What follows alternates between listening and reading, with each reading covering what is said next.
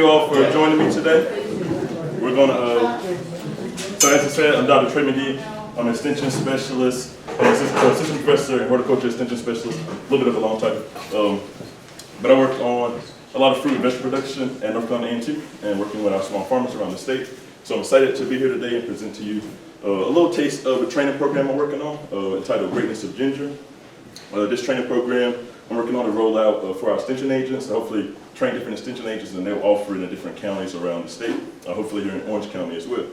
So today we won't go through the whole training, but I'll give you a little bit of taste of kind of the overview, the objectives, the modules and stuff. Ask any questions as we go. You can feel free to ask them along the way. You can save them for the end, whatever's your preference. I'm flexible, so I'll adjust. And then, yeah, I'll just kind of jump right into it. So we've been working on ginger production for a while in North Carolina A&T, almost 10 years probably. Yeah, about 10 years or so. So this work is going to be based around the field work of Dr. Young, who's joining me today. So this, you can call him the ginger guy. He's been doing a lot of ginger work.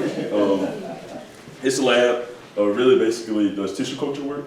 So they're taking small pieces of ginger and then amplifying that into a bunch of clean plants. So as you'll see in this presentation today, disease pressure on ginger is a serious problem around the world, and we're taking some efforts to try to work around that. So I'm just skip right on into here. So why should you be interested in the greatness of ginger training and learning about ginger production? It's really related to the current situation. So as I said, ginger is mostly grown in Asian countries and Caribbean countries. So you can think China, Jamaica are some of the big producers, India. And in those areas, they have a lot of disease pressure right now.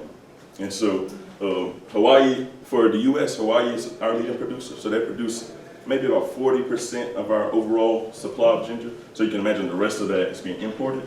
And we always want to do stuff to kind of reduce our dependency on other countries for our food production system. So currently, we have this opportunity where in North Carolina, we've seen people marketing ginger at the farmers markets for $20 to $30 a pound, growing what we call baby ginger, which is basically young ginger. And I'll get a little bit more into that. But ginger also has many uses. So you can grow ginger, you can sell it fresh. You can use the leaves and different things like teas. You can dry the rhizomes and use that in tea as well. People make candy. They infuse it with sugar. A lot of different opportunities to use ginger.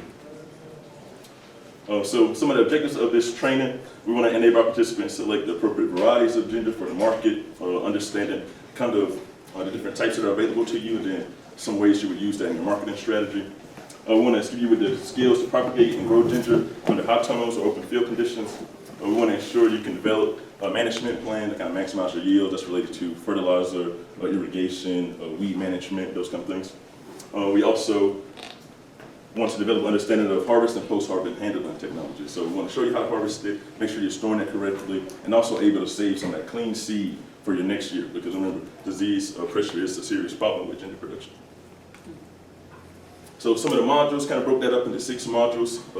We're basically selecting appropriate ginger types for the market, ordering from a reputable supplier, preparing a growing space, cutting seed ginger, preparing to sow that for your transplant production, preparing your site and actually transplanting the ginger into that site, and then developing season-long management strategies and harvesting ginger for the market and saving some seed for the next season. So we're going to probably get down to maybe module 3 today. So we're going to kind of go a little quickly through those. But like I said, feel free to ask questions along the way. All right, so first, I want to get you a little oriented with ginger. So how many people, anybody use ginger currently? Or purchase ginger? Okay, nice. That was a good amount of people. Okay, I'm excited. So you've probably seen the rhizome here in the store. This is called a rhizome.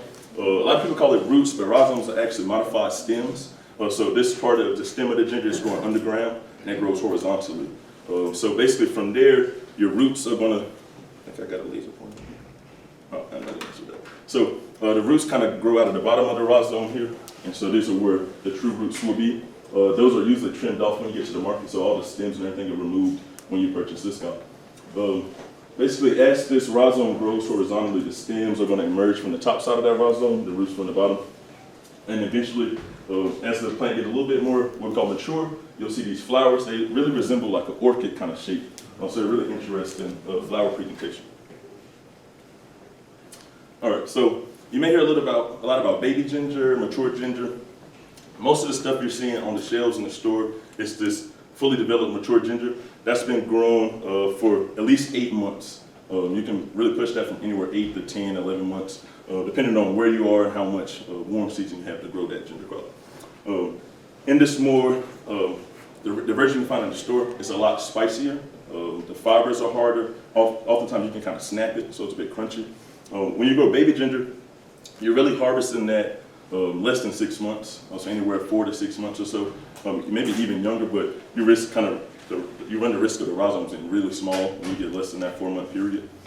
Some of the advantages of doing baby ginger is that's a milder flavor. So if you really can't handle that really intense spiciness from the mature ginger, you can use a baby ginger. Also, through the work of the Young's group, we found that the baby ginger has a higher concentration of those good medicinal compounds that you're looking for in the ginger crop. So there are some advantages to using this softer ginger. It slices really easily. You can use it to like pickle ginger if you want to do something like that, sushi ginger kind of stuff. But that's kind of where you kind of get that hot salt after for the baby ginger. And a lot of times in North Carolina, that's going to be what you're going to produce is baby ginger. If you're going to grow if you have a heated greenhouse or a heated hot tunnel, you could potentially produce mature ginger as well. So it just depends again on the market you're going to sell to. Any questions so far? Cool. All right, so this one may be a little hard to see because I'm going to try to explain what this is so you don't got to try to strain your eyes to see this chart. But basically, this is comparing different types of ginger. So ginger, as I said, originated in China. The main popular type there would be a Chinese white or yellow. That's going to be the common ginger that you see. Typically in the stores is going to be like a white ginger. The white gingers have a really high yield, but not so nice of a flavor compared to the yellow. Usually we get remarks on the yellow ginger that the quality is a little better in terms of the flavor. But those are going to be your two most common types. If you're thinking about getting into ginger for some value-added process, like you want to process the ginger, you may want to use one of these spicier gingers that are listed below that. So red ginger, Hawaiian blue, Thailand black, Nigerian green. Those have a little bit more intense flavor than the yellow or white, but maybe a little bit lower yielding. So it really depends on, again, your use case here. I mean, all these are just regional adaptations of ginger as it's moved around the country, moved around the world from trading and selling. And you grow it in your area, it'll kind of adapt to that area and take on some different characteristics. Some of the interesting stuff about like the blue ginger, it has a citrusy, sweet kind of flavor instead of your traditional just straight spice. It's still going to have that spice from ginger, but you're going to have some little notes of like citrus and some sweet kind of vibes there. As you get into the black ginger, you're going to get a more earthy, mushroom kind of flavor associated with that spice. And from what I've seen, get into the green ginger, the flavor is still kind of like the white and yellow, but it still has that pungency with it.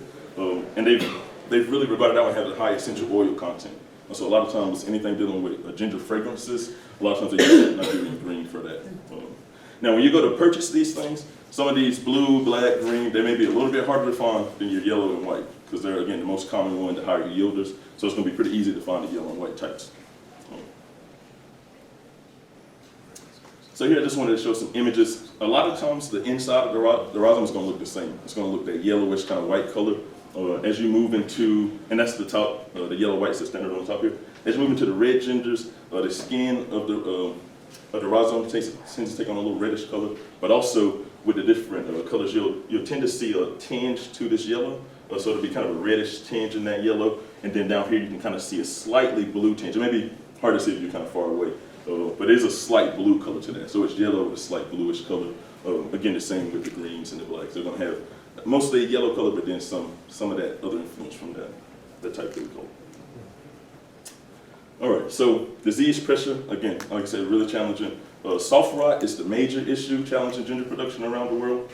We've actually confirmed soft rot in North Carolina on a couple of different farms, so we know that it is here. And so if you're going to grow it, you really want to take some precautions to make sure you aren't spreading that around. Soft rot is caused by three pathogens, Pythium, Fusarium, and Ralstonium. They all cause soft rot. They all manifest a little bit differently. You can tend to see on the actual rhizome side either some dark spots in the rhizome. So the yellow will be tainted with some really dark spot. That's really beginning to rot from the inside. And eventually the rhizome will be soft. So you can harvest it, and it may look fine, but when you go to squeeze it, you'll kind of mush it really easily. So the entire inside of that is going to rot. With the Ralstonia, it's a little bit easier to see because you'll get the typical part of your above ground plant wilting, and then you can kind of get some signs to look for that. Whereas some of the other ones may attack the rhizome first, and eventually by the time you see the wilting happening, the rhizome is already beginning to rot. So that can be concerning. And so gingers also produce from asexual propagation. So basically they're taking that rhizome and cutting it up. So that's where the risk comes in if you have the disease. So you can imagine in a place like Hawaii or another country, they're growing ginger. They may harvest it. It may be some of those small spots like you saw in the other image that it may not actually catch. And then you can imagine if you get that and you're cutting it up and you find that when you're cutting your seed, you're going to need to discard that, because then that material is going to potentially infect the rest of your crop. So when you're considering order ginger, a lot of people in the U.S. order ginger from Hawaii. There are some other suppliers, but that's where a lot of it is coming from. Whenever you're reaching out to somebody about supplying ginger, I just kind of suggested some steps here. I would suggest you look at reviews from other farmers. So a lot of times nurseries have reviews, just like most businesses do. You might want to comb through those, just kind of see what the feedback is, see if anybody's experiencing any disease issues from purchasing from that supplier. You may also want to see if they're affiliated with any trade associations that kind of boost their branding there. Maybe look into how long they've been around, how long they've been supplying ginger rhizomes. Some nurseries have been around for a while, but maybe they've only been doing ginger for a year, so they may still have a lot to learn there. Not to say you should buy from them, but it's just something that have in your back pocket, something to consider when deciding who you want to buy it from. If possible, visit the supplier. Of course, that's going to be really tough. If you're talking about someone in Hawaii, maybe that's a long commute, or another country, that's probably going to be not so feasible. But thinking about ordering ginger, you can also find people selling tissue culture ginger. So that's the research that Dr. Young's group is doing. But we have labs like, it's a company out of Florida that's doing it. Some other tissue culture companies in the U.S., I don't know if they've picked up ginger on their list, but I have found that Florida company has ginger on there. The thing to keep in mind when ordering tissue culture ginger versus traditional seed is that tissue culture ginger, you're going to receive a transplant. And with traditional seed ginger, you're going to receive a rhizome that you need to cut into pieces. So that's going to kind of change your whole experience a little bit. So you imagine if you're getting pieces, you're going to have to sprout those out. Versus if you get rhizome, you can kind of skip the whole sprouting stage and you're going to go right to the transplant step. So just keep that in mind as I talk about the exact things. I know people who get Hawaii ginger, which is tissue culture, and that have skipped the sprouting stage and gone to a high tone. Nice. And it's worked really well. Nice. No, that's good feedback. So it's, You can really skip that risk of, because you receive the rhizome, like I said, you may have a little spot in there, and it's going to be hard for the supplier to check all of that. They would have to basically cut it up to check all of that, which they're not going to do. So they're going to make sure they see no obvious spots, but the tissue culture could save that. You have another question? So what kind of market is for ginger then? Like I said, we've been seeing the farmers markets, people are selling ginger $20, $30 a pound at some farmers markets, depending on how you're marketing. 16? 16 here. It's Okay, about 16. $1 an ounce. Yeah. Okay, so about $1 an ounce kind of feedback here. If you look at the ginger in the store, definitely nowhere near that price point. It's way cheaper in the store. So part of that, you're getting that local brand, and also in the store they're not going to sell baby ginger. So that's kind of another marketing play there. Once you start growing it, can't you just use your own rhizome? Yes. Own rhizomes? Yes. And so part of this training, and we won't get to that part today, but at the end of this training, the last module, it does cover saving seed from your ginger. And you're going to want to put some checks on that, put your eyes on that, make sure that it's good. But you'll save that ginger. You can inspect it before you produce the next season. But yeah, that'll eventually save you on some seed costs. And couldn't I do that from what I get from the farmer's market? Technically, if it's baby ginger, yeah, you probably could do that. But the only risk you're running is like they've harvested and it's sat out for a while. It's starting to dry out a little bit, and so the viability may or may not. Yeah, because we don't know how soon. Like they've harvested it. If it's baby ginger, they may keep it refrigerated. They may harvest it right before, so you may be good. So it just maybe depends on the ginger that you get. So. I noticed some grocery store they already cut the buds off. Yeah, You have to grocery see. store, I understand. Yeah, but- if they have buds on them. Good point. Oh, so you're looking for the buds? Yeah. Yeah, so when you sprout it, So if you go to the farmer's market, you want, okay, gotcha. it's kind of like a potato. They kind of have little buds on them, so you can see those. Yep. All right, so this next one, I'm going to talk a little bit about preparing your space and medium for sprouting ginger. So originally I was preparing this training to say, you need to sprout ginger in the greenhouse, but actually I talked to some farmers. Some of them sprout ginger in their house. They just use kind of a cart. You're going to make sure you're supplying consistent moisture, and then also just keeping the temperature ranges in check. Of course, in your house that's a little easier because you're going to be comfortable in there as well. But if you're going to be sprouting them out in the greenhouse, you're going to want to make sure that temperature is not going below 65 degrees. In some situations, people use heating mats. But if you're keeping the overall temperature at the right place, you maybe could get away without using the heating mats, but we have seen some success using heating mats as well to kind of, because it's a tropical plant, so keeping that warm temperature is going to be important for its growth and development early on. And then, just kind of put some details around that. So daytime air temperature maintained between 70 and 85, and that could be closer to 70 if you're talking about an energy saving kind of standpoint. The heat mats kind of help keep that soil temperature around 70, and they're going to need about 12 hours of daylight, so they do love the sun. And then when you go to sprout your seed pieces, we encourage you to use coconut coir. Coconut coir has some antibacterial properties and things that should help minimize disease chances happening there. It still can happen, especially if you keep it really wet all the time, or you're going to run the risk of kind of rotting your seed pieces. You can also sprout it in like a peat, kind of mix, traditional greenhouse sprouting mix. That also works. Again, just make sure you monitor your moisture of the soil, and don't keep it too moist for too long. So you want to keep it some consistent moisture, but you don't want it like waterlogged and like saturated. And again, the seed pieces you're going to be cutting kind of like a potato. So you'll have that rhizome, you're going to be looking for the little buds, and you're going to be separating the seed pieces out. Let's get to this part. All right. So this is just some recommendations around the seed pieces. You can maybe see here in this photo, let's see, some little buds on this. Well, actually, the mouse is going to put. There's some little buds on this stuff. So just like eyes of a potato, it has some little buds on there. So we're ensuring each one basically has 1 to 2 healthy buds. If of course you can do 2 to 3 to kind of make sure you get a bud, because if you have 1, you run the risk of that doesn't break, and then you're not going to have a sprout there. So those pieces also are around 25 to 40 grams each. That's kind of a rough parameter. And when you're cutting this seed, Ginger, you're going to want to make sure to make clean cuts. So you're not going to be like hacking at it, making a bunch of different cuts. You're going to want to look at the rhizome, assess where you want to cut your seed pieces, and make as few clean cuts as possible, basically. That's going to also reduce your chances of disease kind of infection in that stage of the process. And after cutting them, you're going to let them cure in a cool, dry place for about 1 to 2 days. Just kind of let those cut surfaces heal. Because you imagine, you cut it and you plant it fresh into the soil, you run the risk of an infection there as well, because now things can penetrate into that cut. So just want to do that. Any questions about seed? Just curious, would the disease transfer to the rest of the ginger? If in this cutting Yeah. process? Yeah, so another part is going to be important is sanitizing your tools and stuff. No, but in the soil, let's say someone misses it, will Mhm. it transfer to the rest? That's possible, yes. Yeah. Some of these diseases move with water movement in the soil. So if you have them, like in the picture you saw, we're sprouting them in a tray like this. If one of these pieces was infected, basically we're irrigating this because we're just overhead irrigating. That is potential for that to splash, the water to move through the soil, for the disease to infect other pieces. But we're really going to be important to keep an eye on it through that sprouting stage. And so if you ever see anything that looks questionable, you should go ahead and rogue that plant, just to minimize the chance of it spreading to another plant in the tray. Thank you. No problem.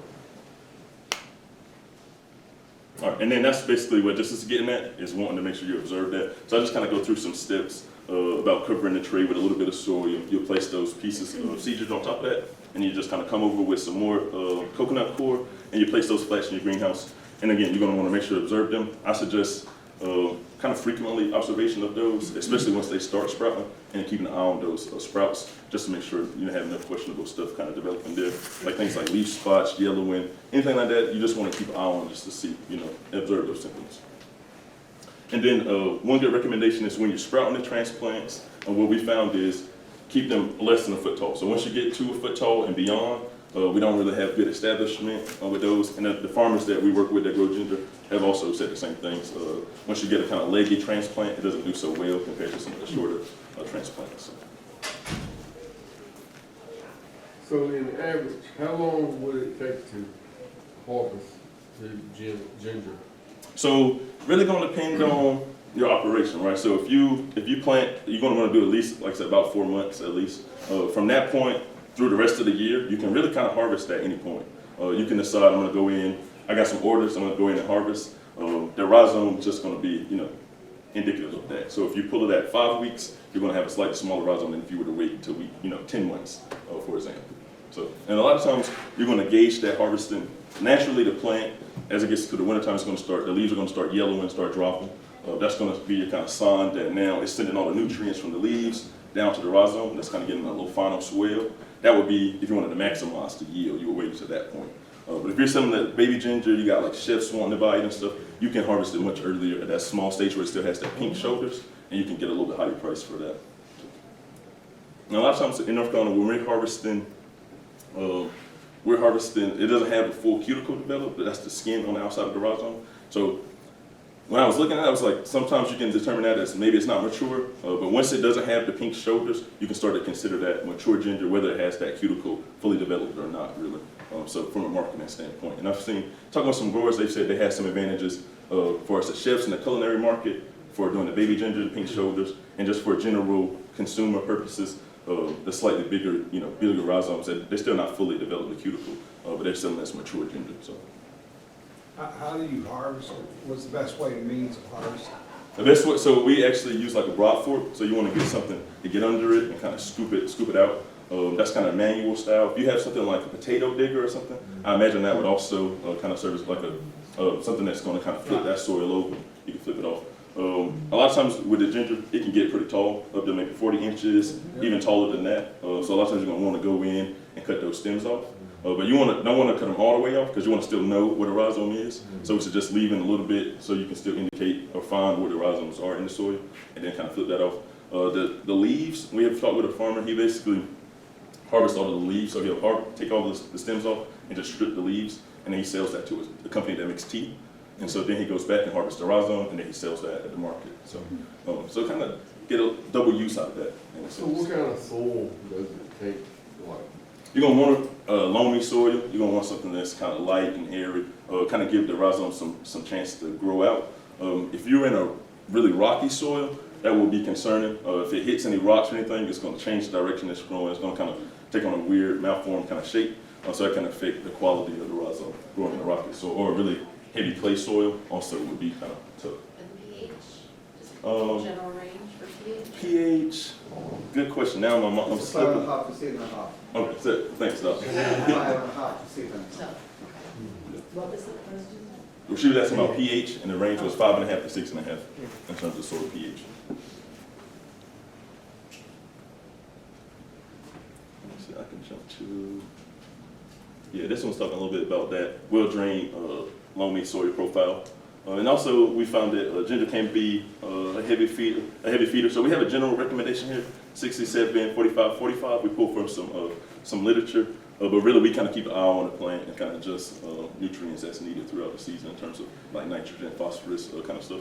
As we get later into the season, we tend to shift that to more phosphorus, potassium heavy instead of nitrogen, because really encouraging that root and rhizome development over the foliar growth. So.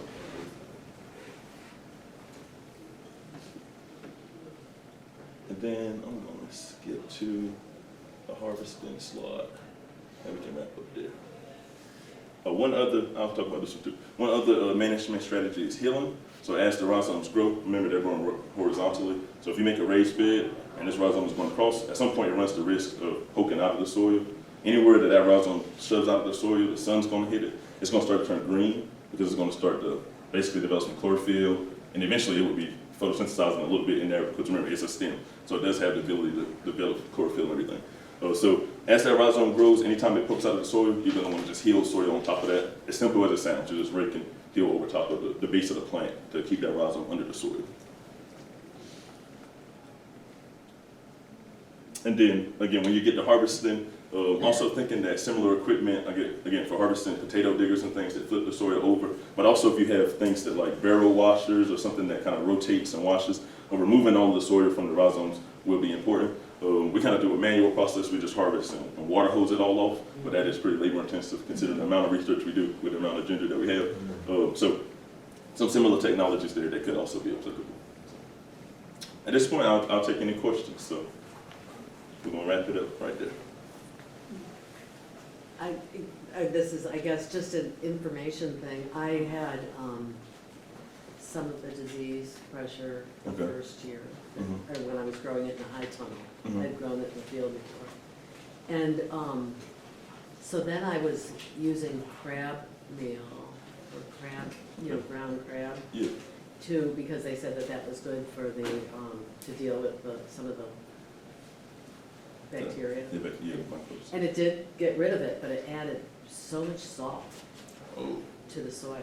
And so now, all last year, I was dealing with too much salt. Salt And it was stress. really inhibiting the growth. And so I had to keep watering when I had like. Yeah, we actually ran into a similar situation with some fertilizer buildups, kind of stuff, and get some Yeah. salt stress. Yeah. So yeah, we're having to now leach that tunnel and everything to make sure Especially in the we tunnel. can minimize. Yeah, that's where it happened at.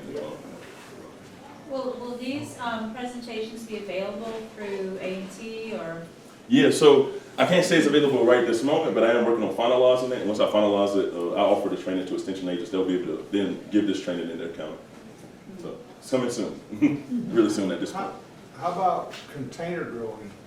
Yeah, so we'll actually include some stuff in the slide about that. I kind of skipped past that slide, but we'll talk about container growing. I think we basically kind of similar to going outside, but if you're going in a container, most likely you're going to be in a greenhouse. So you're probably going to get to that full mature growth if you want to. I think we were recommending about 10-gallon pot size for that, planting ginger in those. And we're working on doing some more stuff with that, but that will be included in the training. Yeah, any idea on how far away we might be from buying North Carolina cultured ginger? Tissue. That's a good question as well.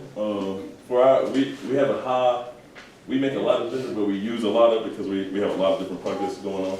We're growing in hot tunnels, greenhouse, we're growing in the woods, we're doing research with different artificial colored shade. If you're going to Small Farms Week, well not Small Farms Field Day, you'll get a tour of that. And we also have the Ginger Field Day.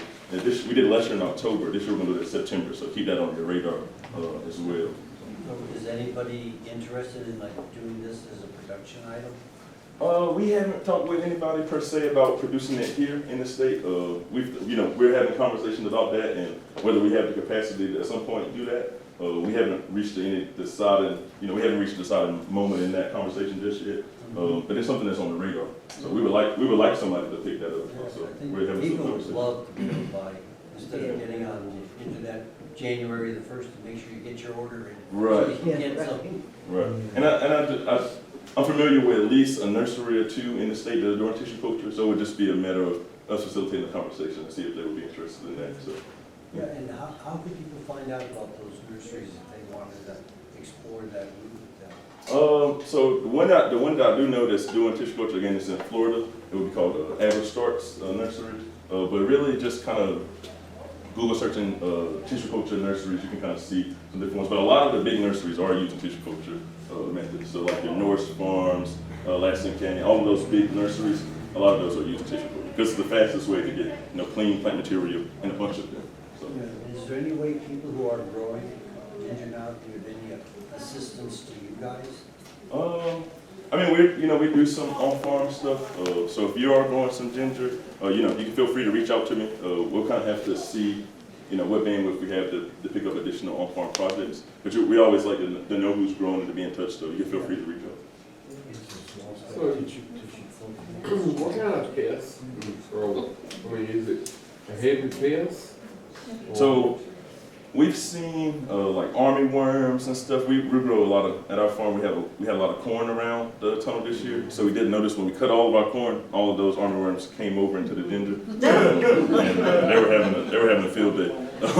And they were in the tunnel, so they were protected. They had a good time. But we've been staying on top of that with like some BT applications and stuff. And that's been kind of keeping those down. We've also noticed caterpillar damage from just chewing on the leaves. Those are some of the chewing insects are really what we've seen mostly so far. Just caterpillars, different worms and stuff chewing on the leaves. I think maybe like grass, like some hoppers, crickets, one of those. Maybe a little bit pressure from those as well, but not too much actually. So I would say we've been doing pretty decent in terms of pests. Just so people know, lunch won't be for another 15 minutes, so please ask them all your questions now. And good questions. Yeah. Could you tell me if the leaves, I know they use it for tea, but is it poisonous for dogs and cats? That's a good question. You want to chime in on this one, Doc? We don't have any data for that. So Yeah, as far as not we house know, pets. no. I can test that. And also want to check in for regarding the pest, the insect things. So for the last, ever since we started doing the ginger research, we really do not have any insect problem, except just here and there we have some caterpillar things. Except the last year, our farm just cut down all the vegetations. So the only buffet land left is our ginger tunnel.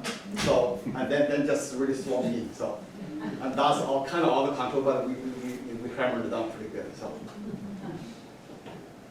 And regarding mentioned about the tissue culture production tissue culture ginger, so it will be much easier for my lab if we just focusing on the production because we have the protocol ready to go. I mean that's very easy for my lab. My technician, my student can go there produce thousands of millions of plants very easily. But I only have 24/7 myself. And dealing with that's a different entity, that's a business. So whenever we're in the public sector, when the money is involved, that's a totally different thing. So I don't want to go that route at the moment. So so that we have a separate company. So. I had a question. When you transplant them, what's the spacing? The spacing, we're anywhere from 6 to 12 inches. We've seen the wider spacing, like if you go to the 12-inch spacing, you may have a little bit more weed pressure, especially up until the canopies develop. When you grow them a little closer, we've seen a little bit less weed pressure on that. So. One thing I noticed when you're planting ginger, no matter how you plant it, when you harvest it, they all end up in the same plane. How the heck does that happen? That's a good question. I know they grow horizontally. Maybe they're like, we're gonna sink it up. So. Plant one this way and this way, then they're all like. They're all still solid. Yeah. Maybe it's left hand, right? I don't know, it's magic. And they are referred to as hands, so that was funny. They call them ginger hands or something. Nice. Any other questions? That was good. Hopefully that was good. Is turmeric another plant that you're focusing on? We've done some turmeric stuff in the past. Interested to get back into some turmeric. Does it have a similar economic possibility? I think maybe not as much as ginger, but still some possibility. But I don't know if the prices get as high as ginger from what I've seen. Can you use the blooms on ginger? The flowers? Yes. That's a good question. We haven't done much with the flowers, but I feel like one of the farmers said they were doing something with them. Any feedback? Yeah, we haven't done it. So regarding the, want to check in get back to the about price in the baby ginger. So before COVID, that has been for the 10-some years about $15 to $20. So I see $22 myself in the farmers market, Piedmont Trail farmers market. And since COVID, we all know the price jumped. Yeah. So we are a little bit conservative for in the presentation Dr. McGee did, and from the report we received up to $32. So that's just since COVID, just last 5 years. This is just jump. So before that had been always anywhere between $15 to $22. I see 17, 18. I never saw 15 and 16. So we 17, 18, and 20, 22. So I saw all of those myself.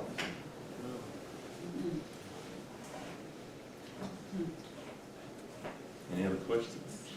This is a good I'll question. offer one observation.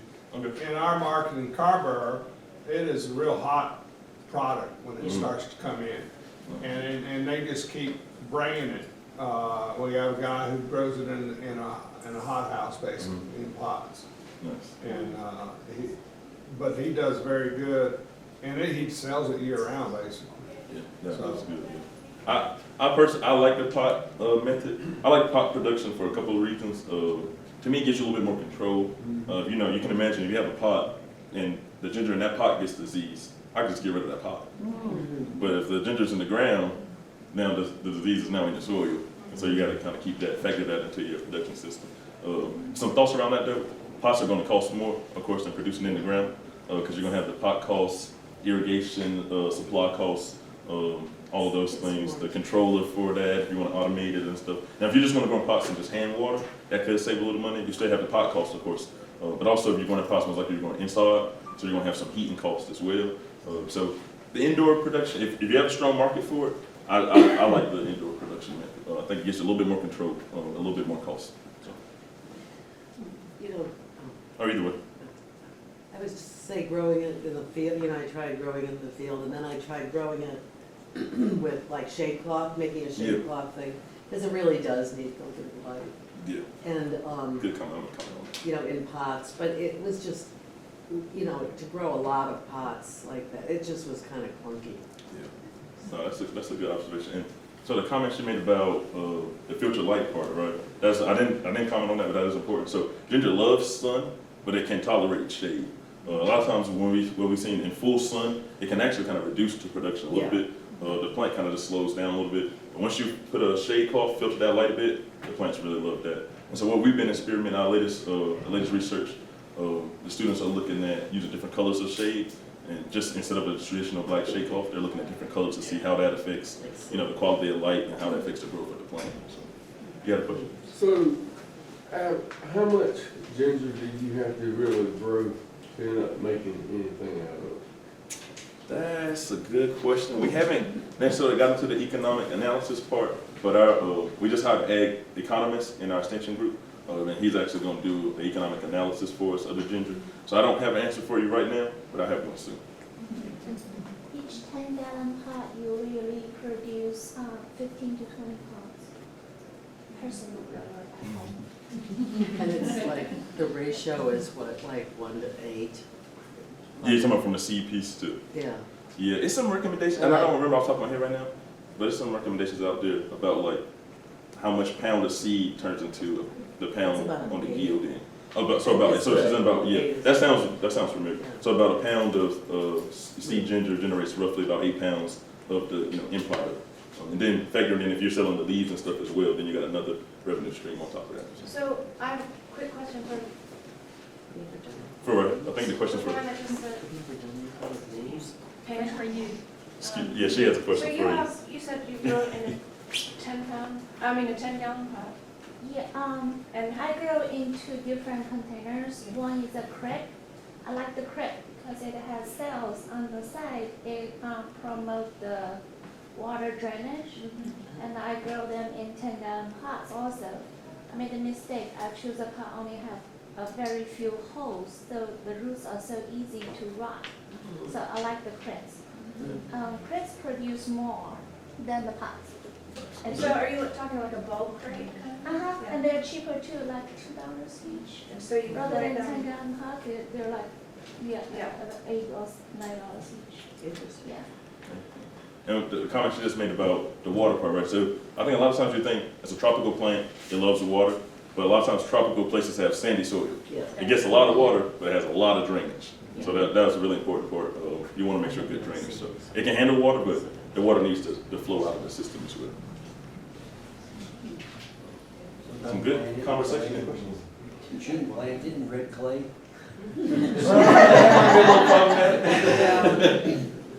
Because once the clay gets hard, it's going to affect, rhizome formation. But then it also stays super wet. So that's, You you're can going to have use some clay issues. grow ginger. Yeah. I mix my own soil. I use a compost, about 30% compost, 30% coconut fiber. Then I add perlite and sand in it. And what was the last thing? Sand. Sand. Yeah. So the sand and perlite is helping the drainage of the soil. Sand. Oh, okay. So, and then sand. Yeah. But when you plant the seeds in, I use the soil has no compost, just that little small area, no compost in that small area with the seed. But when the seed's growing bigger, then they will touch the soil with the compost around. I don't know if that makes sense. Yeah, it does. How much do you produce? If there's no more questions, let's give this man a round of applause.